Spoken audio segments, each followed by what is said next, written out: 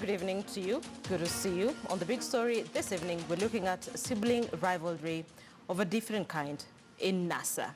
So this is what's been going on. Wiper Party has told the Orange Democratic Movement to brace for a bruising battle in the forthcoming Embakasi South by-election slated for April 5th. Wiper Secretary General Judith says that ODM should consider leaving that seat for Wiper because it is the only one they have in the city. ODM Party, on the other hand, has given its candidates for the Embakasi South and Ugenya constituency by-election direct nominations. Meanwhile, the Jubilee Party says it will not field any candidate in the Ugenya and Embakasi South by-election, citing need to advance President Uhuru Kenyatta and opposition leader Raila Odinga's last year's handshake. But could this be a trick by Jubilee to also ask for a similar deal from the opposition in other anticipated by-elections? That is the question we are asking this evening. So we'll be doing that with Dr. Lutalala Muhwana, who's a political analyst. He's in studio with us. We also have Dan Stanomari, political analyst as well, in studio. And don't forget, as usual, we have our lead reporter, Sophia Wanuna, who will be speaking to Edwin Sifuna, ODM Secretary General, in a couple of minutes from now. But right now, my colleague Murimi Mwangi got the chance to speak to Raphael Tuju, Jubilee Secretary General, on the decision not to field a candidate in the Embakasi South by-election. Let's listen in. Voters in the constituencies of Ugenya and Embakasi South gearing up for those by-elections slated for April the 5th. I remember this comes even as the ODM Party, which has candidates in the two by-elections, issued direct nominations to their candidates. In Ugenya, they have Chris Karan, who lost his seat after the Supreme Court nullified his win in that petition filed by David Ochieng. In Embakasi South, Arshad Sumra, who was the petitioner in the case that would see Julius Mawathe of Wiper lose the Embakasi South seat, also getting a direct nomination from ODM. But interestingly, one of the parties, and predominantly one that arguably has the largest number of elected leaders post-2017, the Jubilee Party, has declared that it will not be fielding any candidates in the two by-elections. It is a statement from the Secretary General of the Jubilee Party, Raphael Tuju, which appeared to anger a few of the Jubilee Party members, particularly in Embakasi South, who had been eyeing the party as a potential wagon to fight for that Embakasi South parliamentary seat. I will be speaking to the man himself just to get to understand what informed that decision and what levels of consultations happened within the structures of the party before he made that statement. Mheshimiwa, thank you so much for joining us. What really informed your decision not to field candidates in these two by-elections, and particularly for Embakasi South, where a number of candidates were gearing up for the Jubilee Party ticket? Well, first of all, let me say it is not my decision. It's the decision of the party. It is my responsibility to communicate the decision of the party. The deliberations which informed that particular decision are multiple, but the most important thing that all Kenyans should breathe a sigh of relief for is that we would want, as we appealed, for a very calm situation to prevail in the country after such a difficult electoral process in 2017. And by us not participating, we think that is going to reduce the political temperatures. As I'm talking to you right now, we have several investors who are trying to come into the country, especially with respect to the Big Four. I'm actually receiving a delegation in the next 3 days. And a lot of the international investors want to see political stability. Mm-hmm. But Mheshimiwa, a few of the members of your party from that constituency that I spoke to, including two that were hoping to be candidates on your party to vie for that by-election, are quite angry. And they say that your consultations did not reach the would-be contestants of the Jubilee Party in Embakasi South. So how wide were your consultations, and perhaps whom did you consult before issuing that statement? The consultation was at the leadership level, but I think I am sorry for those who would have wanted to use the Jubilee brand for the purpose of their campaign. But that's the prerogative of the party, whether to grant you the brand or not to grant you the brand. I think it's also important for everyone to understand that we're looking at the bigger picture. And the bigger picture for us at this particular moment in time is the country. the economy of the country. We should have made the transition right now from the politics, which is divisive, to move to the phase of actually concentrating on the economy of the country and ensuring that we create job opportunities for the millions of young people who are in the job market. Talking of the bigger picture, there are those that feel that perhaps you're looking to other potential by-elections that might come from petitions that are still pending before the Supreme Court. There's Wajir gubernatorial petition whose ruling is yet to be delivered, and of course there's a by-election in Wajir West, and perhaps you might be hoping that the opposition parties might also vacate the contest just as you have now, perhaps in the same spirit. This year, 1 million kids are joining Form 1. 4 years from now, those 1 million will be in the job market. This year, in the last few months, 600,000 young people have left high school and are looking for jobs. 12 months before that, there was another 600,000, and 9 months from now, there'll be another 600,000. There's 1.8 million young people pouring into the job market. The job of MPs is just one. Which one should we be concentrating on? So you're not hoping on them doing the same when these by-elections come? In the big picture, it doesn't matter. Our concern are all these millions of young Kenyans who are looking for opportunity. We need to calm the political temperatures. We need to make the transition right now to concentrate on creating an environment that will see the economy growing. Too much politicking does not help in that. Thank you so much for your time, Mheshimiwa. The Secretary General of the Jubilee Party giving us some more details on the decision that was arrived at by the party not to field any candidates for the by-elections in Ugenya as well as Embakasi South. Back to you in studio. Murimi Mwangi speaking to Raphael Tuju, Jubilee Secretary General. So this is the point where I bring in political analyst Dr. Alu Talala Mukhwana, who joins us on the big story this evening. Sir, thank you so much for creating time for the big story this evening. We also have Danstan Omari, who's a political analyst as well. Gentlemen, thank you for your time.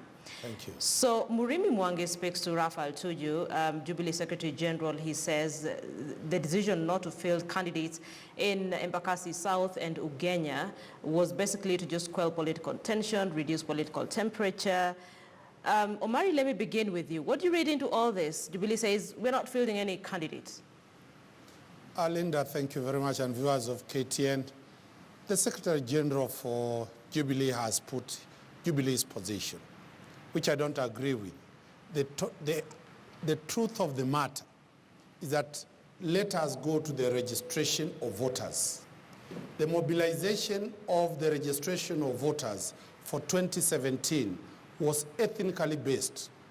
Nairobi constituencies voted or registered voters based on the ethnic arithmetic that was in place. Jubilee identified constituencies that their people or their ethnic bloc registered. ODM did the same. YPAD did the same. So that is the arrangement that now Jubilee finds themselves in a quagmire. In where Mawade is contesting, Mawade was position 1, Sumra was position 2. The candidate for Jubilee was far much behind because the voters in, that is the area of Embakasi has Babu Owino. The ethnic bloc of ODM registered with Babu Owino.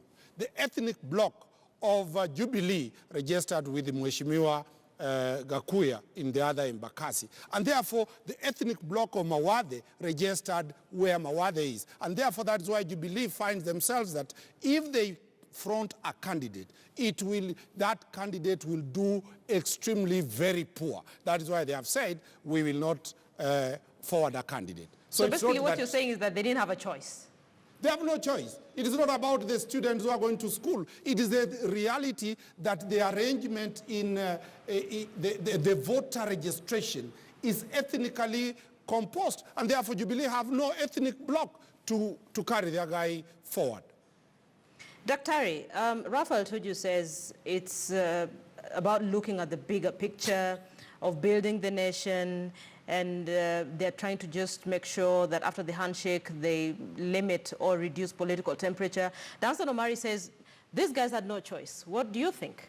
Thank you very much, Linda. Happy New Year to you and to our viewers. And thanks for having me on the show. First, you must commend Raphael Tuju. He's very eloquent in explaining what he does, never mind the authenticity or the sublime truth behind what he explains.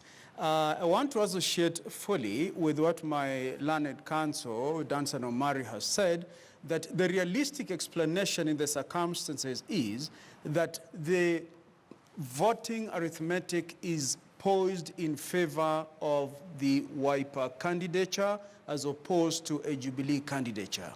However, you must understand that we are dealing with politicians, and politicians have a way of explaining out everything and anything. Therefore, in the context of the handshake and the good feeling that is being propelled around, this fits in well with the Jubilee and the handshake narrative that, look, we want temperatures down, we have this brotherhood bond, and everything must be done to feed and to be in sync with that new good feeling. So I agree with Danson Omari that to a large extent, it is because it adds very little chance to Jubilee to field a candidate. But in terms of explaining, Raphael Tuju has run away with it, if you allow me.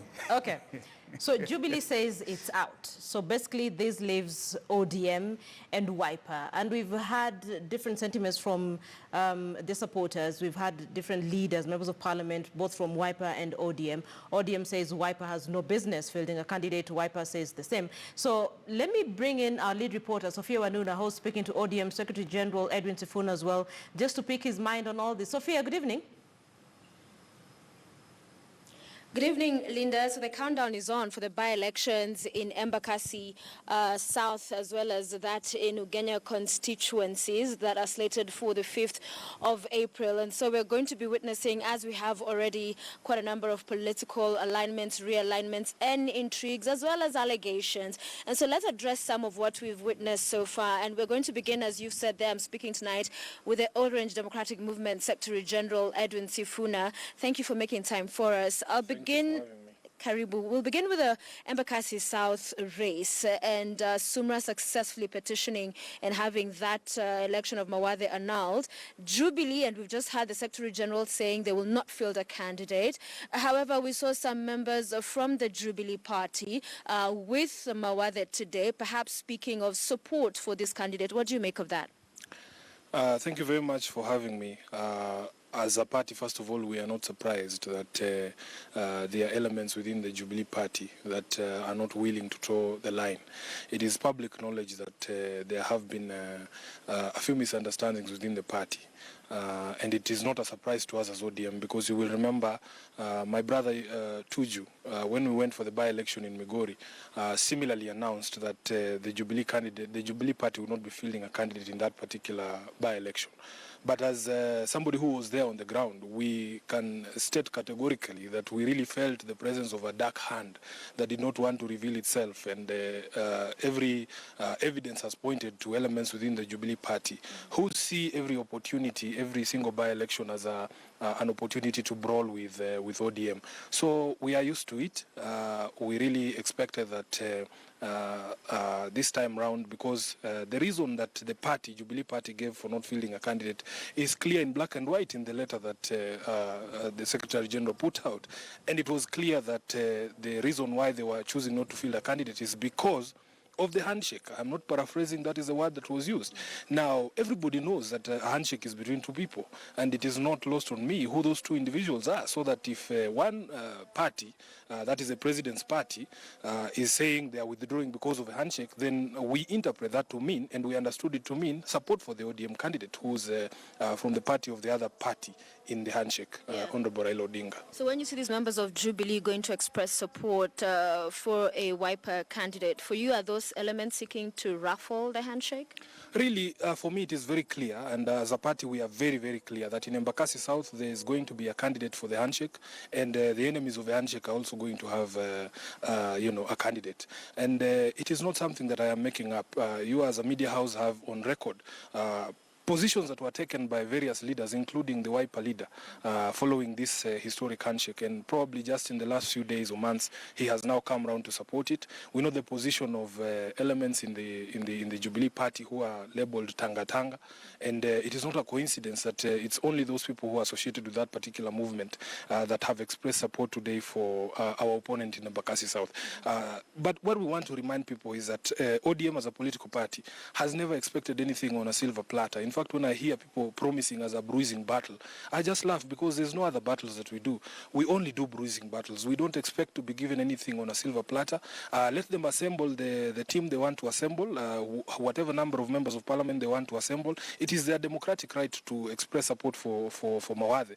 But for us, we will give the full complement of the ODM party. All our resources, that is both material and personnel, shall descend on Embakasi South, and we don't intend on losing that by-election. Right. Yeah. Let's go to the other side of the country, Ugenya constituency. Now, the candidate that ODM has given a direct ticket, let's begin with Juma, who's contesting this. He's saying that he had written to the party expressing interest to participate if there was ever an opening of a race in that constituency. He has sent a copy of a marked received, at least from the NASA secretariat, of that letter. What do you say about that? Firstly, I know Juma personally. He's a close friend. I'm going to try to be as respectful as I can be, because this matter is something that I have addressed personally between him and myself here in my office, not the public office, but the private office here, because he came to see me. Number one, you yourself have alluded to where that letter was delivered. It was delivered to the NASA secretariat, and I have been very clear that there is a big distinction between that secretariat and the ODM party. Hold on. He also said he did deliver to the ODM, but they refused to stamp as received, is what he says. The instruction that was given, if you look at the date of that particular letter, Sophia, the letter was written way back in September. In September, there was no by-election in Ugenya. So at the reception there at our offices at ODM Orange House, there is no way we are going to receive an application for a vacancy that has not occurred. And the other thing to remember is that after now the vacancy had been declared, we were given a period of up to yesterday by the IEBC to forward names of people who would want to participate in that particular by-election. And I want to challenge you, if there is any person who actually sent an application or expressed any interest in that particular seat, then I challenge them to produce that particular expression of interest. His expression of interest still outstanding from when he had? No, if you express an interest on a matter that has not concretized, that is not an expression of interest that can survive beyond that particular period and revive it later. But why a direct nomination? Why not leave it open? I will explain to you. Number one, we have had this conversation so many times, including when we gave a direct ticket in Migori. If you look at the Political Parties Act, the Elections Act, Section 31, actually gives the authority to the party to nominate persons in accordance with the rules and regulations of that particular party, the election rules and the constitution of a party. So what does the ODM constitution say? It gives under Article 18.2 authority to the National Executive Committee of a party to determine the mode of election in any particular electoral area. So it is not as if this is something that is not known by ODM members. And when you become a member of a party, you are bound by the rules and the constitution of that particular party. But I want to also add that there are legal considerations in this particular instance. And I always say that, you see, ignorance of the law is not a defense. It is incumbent upon you, if you are a serious candidate, to understand the law regulating elections. Number one, after the Supreme Court annulled the presidential election, everybody knows that Parliament during that particular time went back to amend the law, introducing, I believe it is Section 86A, that required that in the event of an annulment of a presidential election, the IEBC was not mandated to go back to the nominations. Number two, there was a case that was filed by Ekuru Court that resulted in him being included in the repeat election.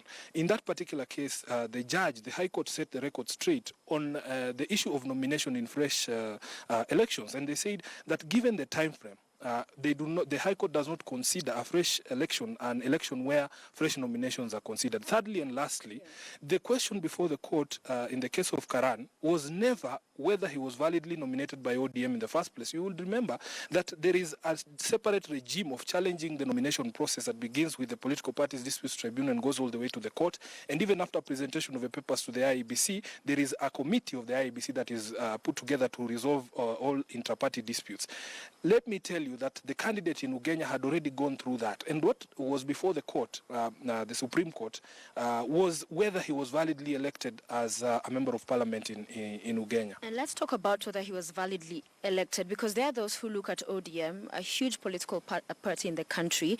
This is a candidate, Christopher Karan, whose election was nullified by the High Court, Yes. by the Court of Appeal, Yes. by the Supreme Court. In fact, at some point, he was struck off submitting because he was found to have submitted fake documentation in court. Does ODM want to stand behind a person, and you're an officer of the court? Yes. That's a huge issue to be raised by a court, that you have come with fake documentation to defend yourself. And in fact, one of the findings of the court were that he conducted a smear campaign, and the campaign was backed by ODM. Isn't that a harsh indictment on the party and on him as a candidate? Well, now that the case is over and you appear to have special knowledge of facts, I want to also put you in the picture that indeed at the court of first instance, in the High Court, Christopher Karan's entire defense and his submissions were thrown out because they were filed out of time.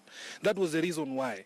And you can imagine that throughout that particular process, he was denied audience so that he could not even appear in those particular proceedings or to cross-examine the witnesses who are putting forth those falsehoods, like the ones that you are repeating right now. Didn't the judge rule? Sophia, I just want you to understand that in a trial process, people make allegations, and those allegations have to be tested. That's why we cross-examine witnesses in court, and we cross-examine the documentation that is presented. If you are denied an opportunity to cross-examine that, it is not that there is a finding of fact that indeed those things happen. Three courts, High Court, Court of Appeal, Supreme Court, he was denied audience all through? These are questions of fact that were determined only at the court of first instance. You will understand that the Court of Appeal does not deal with questions of fact. So this was a mistake or a misfortune that happened in the first court of instance. And I want to make it clear that indeed if there was a finding from any of those courts that Christopher Karan committed electoral offences that would bar him out of this particular repeat, then we would do that. But I dare anyone to show me any finding in the court that there was electoral offences and that therefore he is not allowed to run. On the issue of the sort of campaign that the ODM conducted, in political contests, there are a lot of things that are said and people interpret them in different manners. In fact, the allegation was that a very senior member of a party was the one leading this particular chorus. And the judge even asked the question why this particular individual was not enjoined in that particular case, so that he could also respond to some of those things. So as we speak today, all those allegations we were never afforded an opportunity to challenge them. And therefore, for me, I really don't attach much value to it. The fact of the matter is, Ugenya is going back to ODM because Ugenya is an ODM stronghold. And we have no qualms about that. And yet he appeared on the list of those members of parliament who had not spoken. It was sometime mid towards the end of last year. Well, so that is one of the duties, of a member of parliament, to represent their people in parliament, and yet you want to back him again. It's difficult. I can tell you for a fact that even if you look at the statistics, because of various factors, it's not every member of parliament who gets an opportunity to speak in parliament, and various lists have been put out there. It's not just Christopher Karan that you want to pick out. Number two, I have gone through this process with my members of parliament. I've gone to the Supreme Court, all the way to the Supreme Court with Honorable Babu Owino. I have gone all the way to the Supreme Court with Honorable Karan, and even Ishad Sumra. It weighs heavily on you, Sophia, because it is something that, like Babu said, one leg is in and the other one is out. So you don't expect that the performance of a member of parliament with an axe hanging over his head will be 100%. But I can guarantee the people of Ugenya and the country in general that once these matters have been resolved, we are human beings. Once the worries of our hearts are taken away, we become better people at what we do. Secretary General, Orange Democratic Movement, Edwin Sifuna, with us tonight. So we'll wait to see how these races pan out. Also, it was not lost on many observers, especially in Ugenya, Linda, that the race between, Karan and Ochieng, who actually had petitioned successfully, was quite close in the last election. So we'll wait to see how this plays out in the by-elections. Back to you. Yeah, let's wait and see how that plays out in the by-election. And of course, the sibling rivalry that seems to be rearing its head. And just listening to Edwin Sifuna, clearly the political gloves are off. Sophia Nuna, our lead reporter, thank you so much for speaking to us and being part of this conversation on the big story. Allow me to take a short break. We'll be back in a couple of minutes.